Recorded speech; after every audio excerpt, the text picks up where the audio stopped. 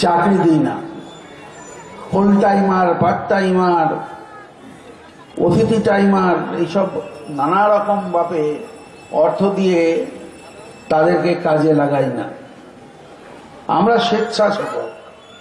মমতা বন্দ্যোপাধ্যায় ডেকেছেন, সবাই একত্রিত হয়েছে এবং এই একত্রিত হওয়ার পেছনে আমাদের একটা নির্দিষ্ট লক্ষ্য হচ্ছে মানুষের পাশে থাকা, মানুষের হয়ে কাজ করা। আমাকে অনেকে জিজ্ঞাসা করছেন আপনাদের এইবার ফল কি। আমি তাদেরকে প্রত্যেকবার যেরকম বলি এবারও বলছি যে সেটা নির্ভর করে মানুষের উপর। মানুষকে প্রভাবিত করা যায়, যেমন মোদী সরকার করেছিল 2014-তে, বিশাল আশা দেখিয়েছিল, 15 লক্ষ টাকা করে সবার ব্যাংক অ্যাকাউন্টে ফেলে দেবে বলেছিল, কালোবাজার রুখতে লড়াই করবেন বলেছিলেন সন্ত্রাসবাদ, জঙ্গি তাদের হাতে যেন অর্থ না যায় এবং সংঘর্ষ যাতে না হয় সেদিকে সতর্ক দৃষ্টি রাখব আর অর্থনীতিকে চাঙ্গা করব। আমার কর্মী বন্ধুরা আপনারা শুনে রাখুন, এই তিনটেতেই তিনি ডানা ফেলবেন। উনি 15 লক্ষ টাকা আনতে পারেননি বটে, কিন্তু ওনার প্রিয় নীরব মোদীকে 15,000 টাকা দিয়ে বিদেশে পাঠিয়ে দিয়েছেন। 15,000 কোটি টাকা। ভাবুন, এখানে একটা কৃষক যদি 5,000 টাকা না দেয় তাহলে ব্যাংকের লোক তার বাড়িতে পাঠায়, আর 15,000 কোটি টাকা নিয়ে তারা পালিয়ে গেলেন, সে ব্যাপারে কোনো চোখ পড়ল না। আমার সবচেয়ে বড় যেটা প্রশ্ন, আমরা মুফতে 15 লক্ষ টাকা চাই না, কিন্তু আমরা তো কাজ চাই, হাতে কাজ চাই, পেটে ভাত চাই, মাথার উপরে ছাদ চাই, শান্তিতে থাকতে চাই। আমরা কি আছি? আমরা কোথা থেকে তাকে ডেকে আনলাম এবং সবাই মিলে তখন জয়ধ্বনি দিলেন, নমো নমো নমো। আজকে গচ্চা গচ্চা গচ্চা বলে নোটবন্দি করলাম। সকালবেলায় উঠে দেখবেন বাঁ হাত ধরে বলে, সবসময় এরকম একটা আঙুল দেখায়। তার মানে কি জানেন? ও একাই আছে, ওর সঙ্গে কোনো লোক নেই। কখনো দেখান এক বাঁ দিকে দেখ, বাঁ হাতটা তোলে, অনেক সময় মনে হয় চুরির হাত বোধহয় ওটা। ডান হাত তুলতে দেখিনি কোনোদিন, সবসময় বাঁ হাত। এই লোকটি ভদ্রলোক, তিনি নিজের সংসারকে এক রাখতে পারেননি যদিও, তাই অন্যের সংসার ভাঙাটাই তার লক্ষ্য। তা তিনি দেশকে অখণ্ড রাখবেন কি করে? অখণ্ড ভারত তার কাছে দিয়েছিল আগের সমস্ত শাসককুল, সেই অখণ্ডতাকে আজকে ভাঙতে চাচ্ছে। এটা আমাদের দ্বিতীয় প্রশ্ন। আজকে ভাইয়ে ভাইয়ে গন্ডগোল, আজকে সম্প্রদায়ে সম্প্রদায়ে গন্ডগোল। যে কথা শঙ্কর সিং বলছিলেন, আমি সম্পূর্ণ একমত যে বিপদটা শুধুমাত্র তৃণমূলের নয়, বিপদটা শুধুমাত্র আমার নয়, বিপদটা সারা ভারতবর্ষ জুড়ে। ভারত এক থাকবে কি থাকবে না? আমরা লক্ষ্য করলাম যে সমস্ত জায়গায়, আপনারা লক্ষ্য করুন, আজকে যে টাকার বদলে 500 এবং 1000 টাকা বন্ধ করলো, কত টাকা ফিরে এলো? কালো টাকা নাকি ধরবে? 97% টাকা ফেরত এলো যা বাজারে ছিল। তা কালো টাকা কি সাদা হয়ে গেল? আর সাদা টাকা ব্যাংকে, ওটা কি কালো হয়ে গেল? এ প্রশ্নের জবাব দেওয়ার ক্ষমতা তাদের নেই। নোটবন্দিতে মমতা বন্দ্যোপাধ্যায় প্রথম থেকে বলেছিলেন সাধারণ মানুষের এতে ক্ষতি হবে, ক্ষুদ্র ব্যবসার এতে ক্ষতি হবে, মানুষ কর্মচ্যুত হবে। আজকে দেশের অর্থনীতি বিপদে পড়বে। আজকে তো তাই হলো। আজকে 2 কোটি লোকের চাকরি গেল। 2 কোটি লোকের চাকরি দেব বলে যারা ক্ষমতায় এলো তারা 4 কোটি লোককে বেকারই করে দিল। আজকে ক্ষেত মজুর তারা কর্মহীন হয়ে পড়ল।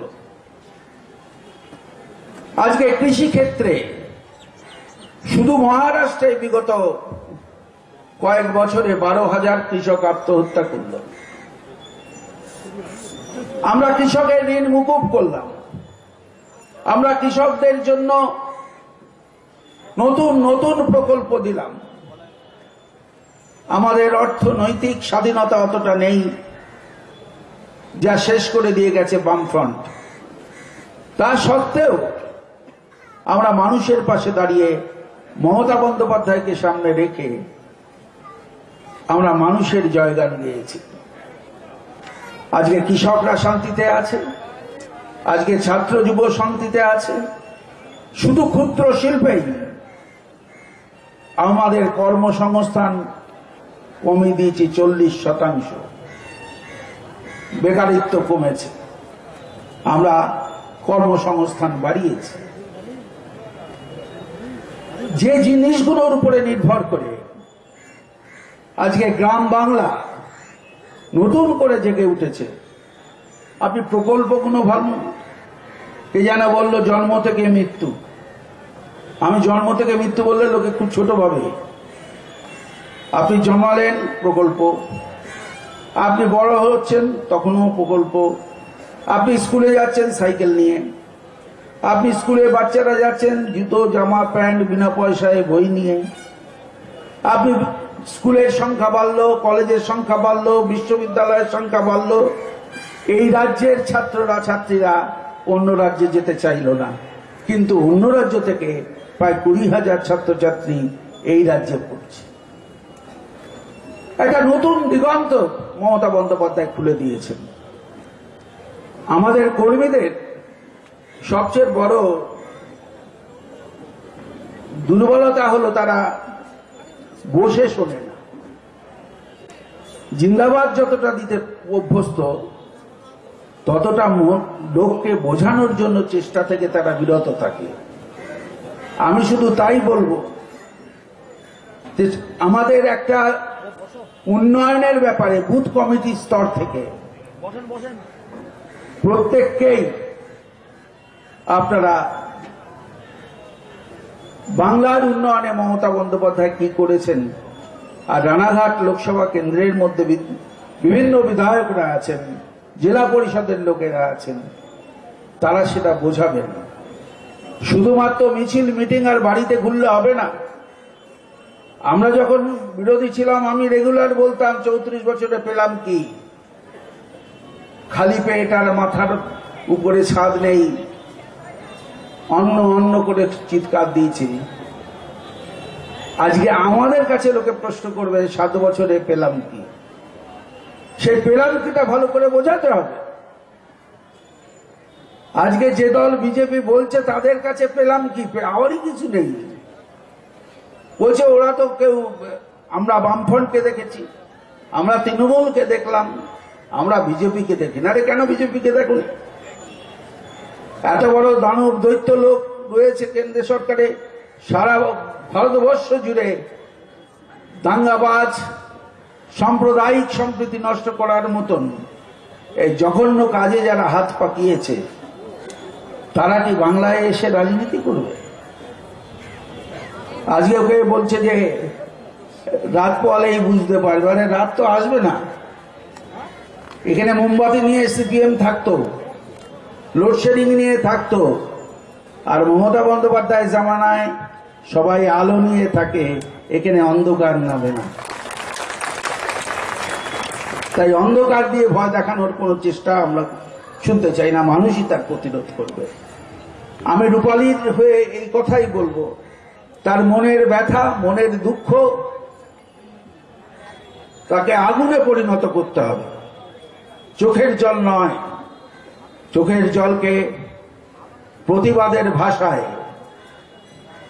সকলে মিলে একত্রিত হয়ে সমস্ত তৃণমূল কংগ্রেস কর্মী শুভানুধ্যায়ী সমর্থকরা একত্রিত হয়ে মানুষকে সঙ্গে নিয়ে এই জঘন্য হত্যার প্রতিবাদে সামিল হতে হবে গণতান্ত্রিকভাবে। এবং আমার স্থির বিশ্বাস, আমার কষ্টের এইটাই লাগছে, অন্যরা সবাই বলেছে সত্যজিৎ অত্যন্ত ঘনিষ্ঠ ছিল আমাদের। তার মৃত্যু দুদিন আগে পর্যন্ত গিয়ে আমার বাড়িতে প্রায় 5 ঘন্টার মতন সময় কাটিয়ে এসেছিল। আমি বিশ্বাসই করতে পারিনি। একদিকে সত্যজিতের মৃত্যুর প্রতিবাদকে গর্জে উঠে ভোট বাক্সে তার প্রতিফলন ঘটাতে হবে, অন্যদিকে আমাদের যে উন্নয়নের কাজ মমতা বন্দ্যোপাধ্যায় করেছেন সেই কাজের ফিরিস্তি দিতে হবে, কাজের খতিয়ান দিতে হবে। এবং অপরদিকে বিজেপি সহ 3 দল, 2টো সাইনবোর্ড আর একটা বকবক। বকম বকম পায়রা শুনেছেন? তো পায়রা খালি বকতেই জানে, কাজ করতে জানে না, কোনো কাজের কথা বলেনি। শুধুমাত্র মমতা ব্যানার্জিকে তাড়াও আর তৃণমূলকে শেষ করো। এখন জাল নিয়ে নেমেছে, বলছে আমাদের কাছে কিছু নেই, পারতে টারতে এখন জাল নিয়েছে, সব পুকুরে জাল ফেলছে, দেখছে যদি কোনো পুঁটি মাছ, পচা মাছ, মরা এগুলো যদি ওঠে। তাই প্রার্থী ঠিক করতে পারছে না, পারবে কি করে?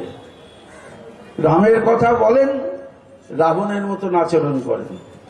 10 মাথা, কোনোটা গদ্দার রায়, কোনোটা মাস্তান ঘোষ, কোনোটা ফুল ফোটানোর সিনা। এই নিয়ে এতগুলো মুখ নাম করবেটা কি করে? ঠিকই করতে পারছে না। রোজই বলছে একটাকে ধরে আনছি, দাঁড়ান। আর যারা যাচ্ছেন, যারা যেতে চান তারা এমনিই যেতেন। এই কারণেই যাবেন যে তারা বুঝতে পেরেছেন যে এখান থেকে সব নেওয়া হয়ে গেছে। ব্যক্তি স্বার্থে জনতাকে তারা বিট্রে করছে। এই 2-4টে লোক তো এরকম সব দলেই আছে, কিন্তু আমাদের সম্পদ আমাদের কর্মীরা। তাই দলের নাম তৃণমূল। তৃণমূল স্তরের লোকেরাই, তৃণমূল স্তরের কর্মীরাই কাঁধে নিয়ে আমাদেরকে মন্ত্রী করে, বিধায়ক করে, জনপ্রতিনিধি হিসাবে মাথায় বসায়। আমি তাদের কুর্নিশ জানাই এবং আবার বলি, 42-এ 42 পরে, সে তো আমরা সব জায়গায় ঘুরছি দেখি, 42-এ 42 চাই, কিন্তু 42-এর আগুন জ্বালতে হবে। আমাদের এই নদিয়ায় 2টো আসনে এই বিপুল ভোটে তৃণমূল কংগ্রেস প্রার্থীদের জেতাতে হবে, এবং শুধু জেতানো নয়, বিরাট ব্যবধানে যাতে জয়ী হতে পারি তার জন্য মানুষের হয়ে কাজ করতে হবে, মানুষের পাশে দাঁড়াতে হবে। আপনারা সবাই ভালো থাকুন, সবাই একত্রিত হয়ে চলুন। যুদ্ধ যখন আসে তখন কে সৈন্য কে সেনাপতি এটা দেখার কথা নয়, যুদ্ধে জয় হওয়াটাই বড় কথা। আমার বিশ্বাস